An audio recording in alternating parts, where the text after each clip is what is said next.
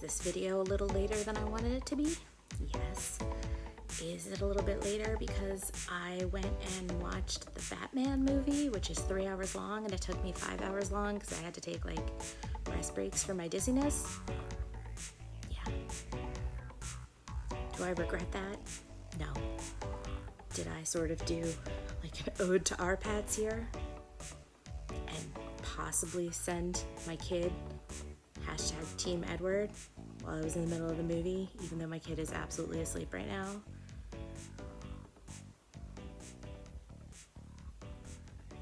Hi. I'm Alana Phelan, who sometimes goes by the polyamorous librarian, but this time I'm here to talk about books. Books. Right, yes, not the Batman. Maybe the Batman at the end, just a little bit of the Batman. Yes, here to talk about books. Sure. Just 2 this time. Maybe 3. 2. No. Came here to talk about 2. Maybe a little tiny bit of 3 at the end, and then maybe a little Batman at the end. But I'm going to talk about them fast. I will, however, kind of just a little bitty bit be spoiling a tiny little bit of the kind of B-ish story of one of them, the second book I'll be talking about. I will put that in the description, the timestamp, for anyone who wants to skip it. I really have never done this before in terms of like spoiling anything, especially for a book that hasn't come out yet.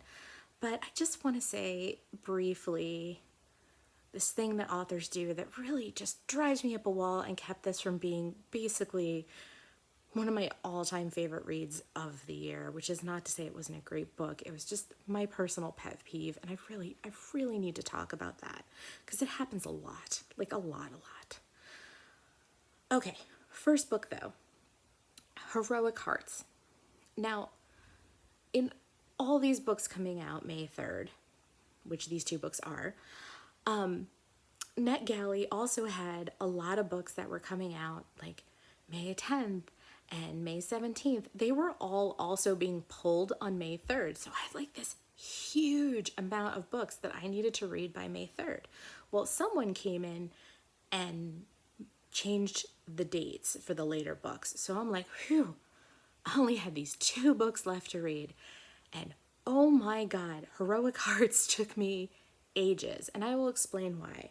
So, like, Heroic Hearts is a bunch of short stories by a bunch of different popular urban fantasy authors. Now, urban fantasy was huge a while back, which is not to say that it's not still popular and there aren't still people writing like new things in it all the time.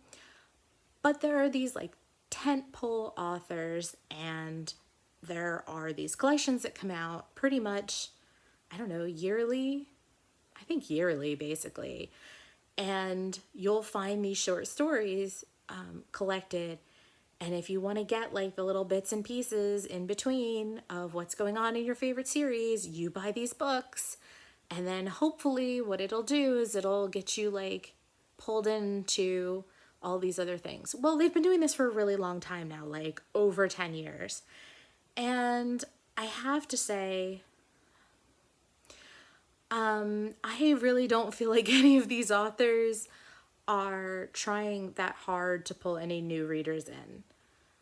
It's really difficult if you don't know these worlds to get that super interested in. And honestly, a lot of these writers are novelists. Short stories are not their forte. You would be reading as a fan. That's why it took me so long to get through. I'm reading authors who are not working in their best format with characters who've been through, 10, 15, 20 books already. And even the one that I was there for, which was the Jim Butcher book, or short story, it was fine. I mean, also, I'm not as huge of a Dresden Files fan as I used to be. And that's nothing about, Jim Butcher. I actually have very strong opinions about the Dresden Files and about Butcher sort of working through toxic masculinity through his character. And I know a lot of people are like, you really think he's doing that? And yeah, I do. I actually think that he is. But the books are taking longer to come out. The last two books were basically one book cut in half, which is fine. I totally understand. They came out very close together, and it there's no there's no momentum in sort of the publishing world for these books the way there used to be. People used to just go wild waiting for these books, and now it's just like, oh yeah, the new Dresden Files is out. I just think that like publishing in general has sort of changed. There's so many cool books out there, and it's so easy to sort of reach out and grab something, that these big series where you have to like wait and wait for the next one to come out aren't as, they're just not as like, people want to be done in 3. And now people are like, ooh, a duology, that sounds good too. How about a one and done?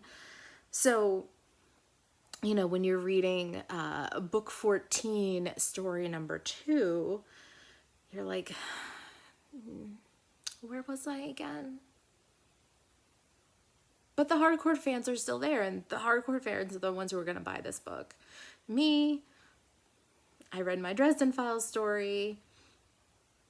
I thought, okay, I'll read the rest of it. I don't mind picking up a new author's name here and there. I've read several of the author's other works. I thought one of the stories was going to be from something I'd read a really long time ago.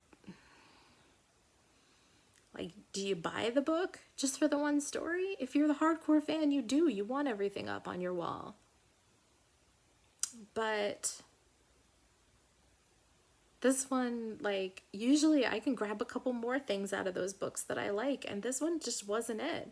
It wasn't it for me. There were like maybe 2 stories in there that I sort of liked. And not even enough to be like, oh, let me write that author's name down. It's very disappointing. And you know me.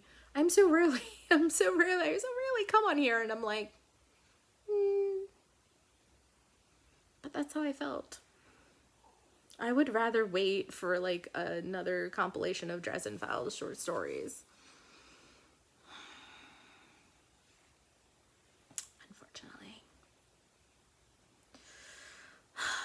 So, that was that. Second book.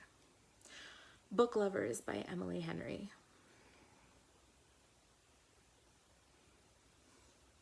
It was so cute. Like, from the first chapter, I was like in love. There's so much banter. Oh, I love banter. I legitimately have not loved a like hetero like book written by, you know, a white lady in a really long time. I've been reading more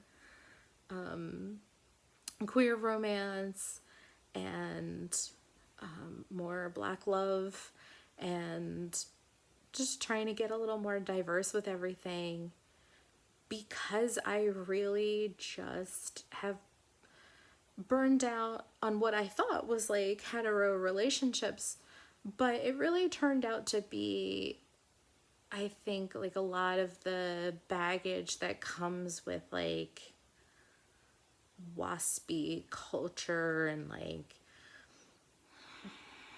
the need to be, I don't know, thin and attractive and just these 2 attractive people, blah blah blah. And I'm like, I don't even find these body types attractive in real life, so why do I want to read about these people, you know? Especially in contemporaries. I don't care. I don't want it. I don't want to read about, you know, the billionaires and the whatever. It's just not, it's not what I'm interested in. And so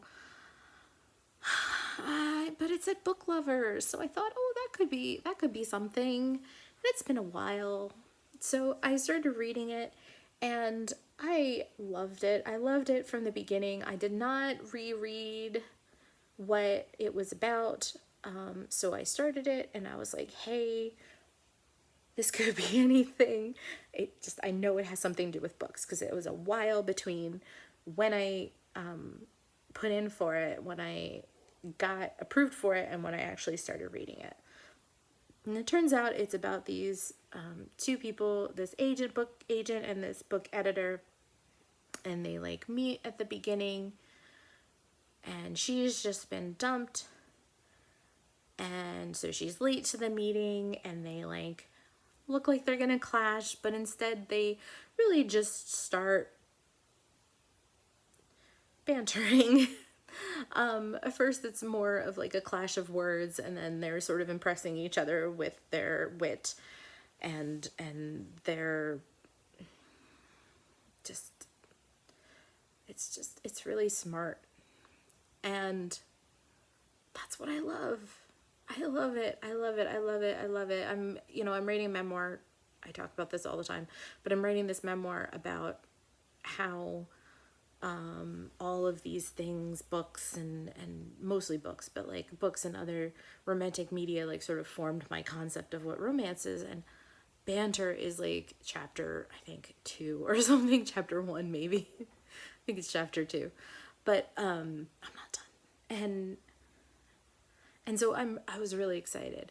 I did not want to go to sleep because I started in the morning to make sure that I didn't forget to read it as soon as possible, because it was the last one I needed to do before I needed to make this video.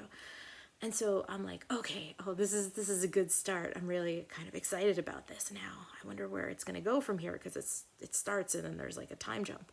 I'm like, what happens next? So I went to bed. I maybe read another chapter, but then I went to bed and woke up, basically read the whole thing throughout the course of the day.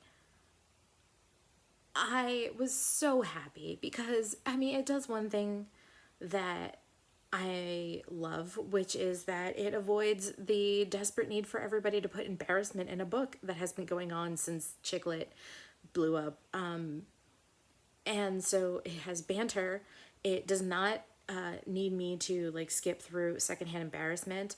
And yeah, that this is great. They have chemistry, they are funny, they are witty, they're adorable, and I'm madly in love with this book. They're talking about books. Yes. Like how could I not love this?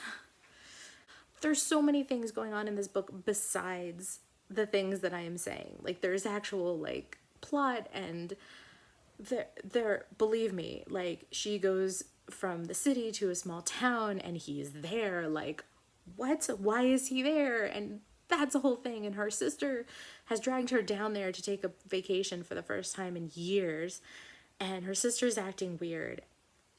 There's so much going on here about love and family and what makes people stay somewhere and what is home, and so much stuff I love, stuff I really love, that stuff that I think is what makes romance important to me, right? Just I'm so excited for to read this book. I'm sad to finish it and all this other stuff. And then we get to my hugest pet peeve, and it's not even a romance pet peeve. So this is where you're gonna want to jump ahead to me talking about the Batman, probably, if you do not want a spoiler for what is essentially the B story ish, the non-romance stuff. So you're gonna want to skip ahead here, and I will put the timestamps in when I've got them. But So the pet peeve that I've got here is that the two sisters, they're vegetarians, and the one is pregnant. The sister is pregnant, and she ends up having anemia, and the doctor says to her that she's got to that basically tells her to eat meat, which is fine. I totally understand the doctor telling her to eat meat. Like, I'm reading this and going, oh well, they're in South Carolina, the doctor's just going to assume that like she's a meat eater and she's going to eat meat, whatever. Which is rude of me, but I'm letting that roll off of me. I was vegan for years. I think I ate eggs in Europe because it was easier than trying to figure out how not to get sick. I don't do well without protein. I get headaches and all sorts of things. So, and then a couple years ago, my doctor, because of the dizziness, suggested that I try going low sodium, hoping that it was just maybe too much sodium and something going on with my ears. And so I added eggs back into my diet. And that's it. That's all I eat. I don't eat any other animal products. But so I'm vegetarian. So I'm excited when the lead in a book, especially, is vegetarian or vegan. I think it's really cool. So then she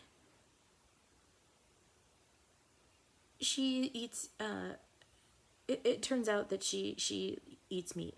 She's been eating meat through all of her pregnancies and not telling her sister. Now, it's been like a couple days since I finished this book. I purposely did not make this video the first night that I was finished the book, because if I did that, I would have been just stomping around and angry at the book and really, really angry. Because I have read so many books about vegans and vegetarians that end with them eating meat. And I don't understand why. Like, I would say almost until the past couple years, almost every single book I read ended with like a lying vegetarian or a vegan just giving in and eating a bunch of cheese and meat or whatever. Like Vegan Virgin Valentine was a popular YA book that ends that way. Sorry, spoiler alert again, but like it pissed me the hell off because I was a vegan who, I mean, I'm older, but like I was excited to see books with vegans in them, and I was hoping to see something where like kids could be like, you know what, I could do this. But this idea that like she couldn't get through her pregnancies without eating meat, there's really like no sign in the book that she could do that. That's what pissed me off. It's not the fact that she gives in and eats meat, really. Like, that is the trope that goes over and over again. But she really never gives the impression that she could actually get through a pregnancy without meat. There are lots of foods that have iron in them. I have had anemia while I was a vegan. And the reason I had anemia is because there was a period of time where basically I was trying to listen to people who said things like, you should listen to your body and eat when you're hungry. Well, here's the thing. If I do that, I don't eat because I am almost never hungry. I get hungry about once a day. So I only ate when I was hungry, or it had been about 12 hours and I couldn't breathe. Like I felt like I was having difficulty breathing, and I went to the doctor and he said, "Oh, you have anemia." And I was like, "Oh." He's like, "Eat more meat." I'm like, "Well, I'm vegan." And he's like, "Well, you can eat the following things. Here's the list." And I did, and I was fine. Now, I am not saying that it's wrong for anyone to change their diet. Like, I don't think that this character needs to whatever, but giving the impression that vegetarians need to stop being vegetarians because they have anemia is just another, it's just another book where a vegetarian gives up on vegetarianism. Like, it makes it feel like vegetarianism is unhealthy or unsustainable, basically. It's really hurtful that, like, because she's supposed to be there, they're supposed to be there for like 3 weeks. She's trying to trick her sister for 3 weeks by not eating meat. And even though she's been disappearing all day, like, she's been disappearing all day. So for a second, my assumption was that she was eating meat, but then she still went to the hospital, so she wasn't eating enough meat. Like, this is the stuff that I was confused about that made me feel like the book was really saying, sorry, this is the kind of anemia that you absolutely need meat for. And it's like, well, when my numbers were dangerously low, I was told, here's a list of foods I could eat, and we'll check again in 3 weeks. And they gave me the serious pills, and they gave me the list of foods, and they told me, you know, my one friend basically said, oh, do you need like a lot of iron really quick? You should just put like a tablespoon of molasses into your tea, which I did not do because molasses by itself is disgusting to me, and it ruins tea. So I just took a tablespoon of molasses every day like it was medicine. Disgusting, disgusting medicine. That is a lot of iron. I had spinach in soups. I had beans. I had all sorts of things. Because iron's in a lot of food. A lot of it. I don't know. It really got to me because it's like I feel like it's like so many books. It's like if you have a vegetarian character, then they will inevitably stop being vegetarian or vegan by the end of the book. It's obnoxious. And I would have even been fine if it weren't for the fact that there's nothing in that book that makes it seem like you can be vegetarian. Vegetarian. Not even vegan, vegetarian and pregnant.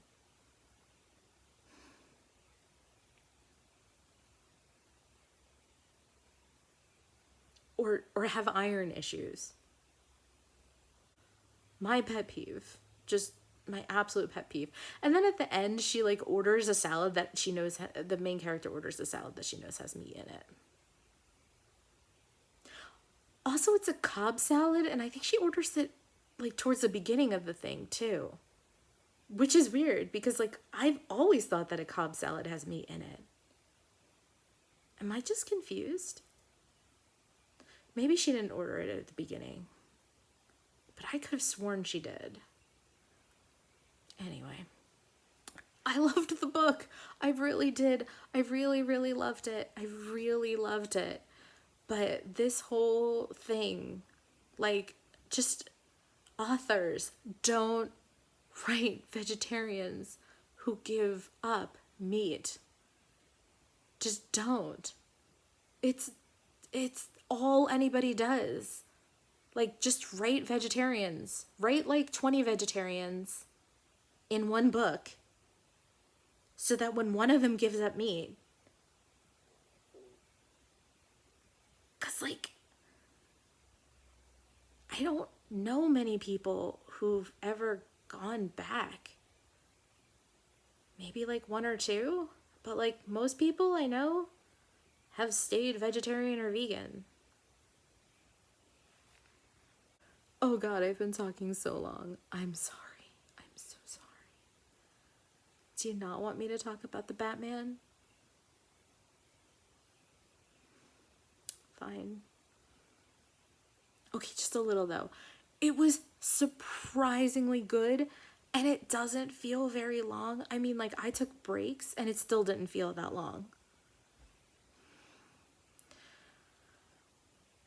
And like, go into, if you're gonna watch it, go into it knowing as little as possible.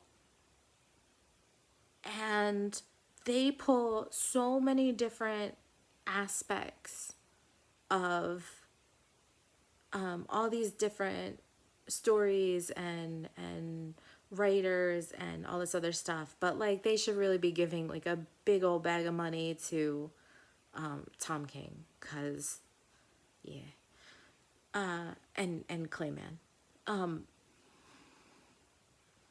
Yeah, but it was really good. I really enjoyed it, actually. I didn't know if I was going to, because everyone kept saying it was like going to be, it was Seven. It was like Seven, a Batman story crossed with Seven. And it was funny because my friend said it to me, and then a couple of days later I saw John Scalzi post the same thing after he watched it, and I was like, wow, it must really be like Seven. I never really got into Seven because like I watched it at college, and we watched it in like a cafeteria with like really bad lighting and really bad sound. Every movie I watched that way I didn't enjoy, probably because I could barely hear it and barely see it. Well, it's, 2022 and I'm watching things on my tablet, so I can barely see them all anyway. But I mean, I definitely liked it better than Seven.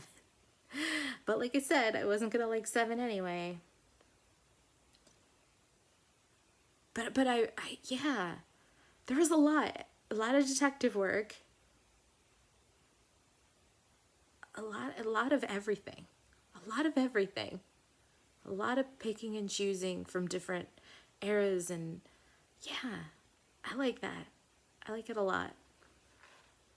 Okay, I was gonna talk about one other book. Okay, I'm not going to, but I'm going to tell you it's called Always Never. It's a graphic novel. It's lovely, and when you start it, no, you're not reading backwards. The chapters are numbered backwards. You should totally pick it up. It's translated. It's beautiful. You should read it. It's lovely. It's a love story. Go read it.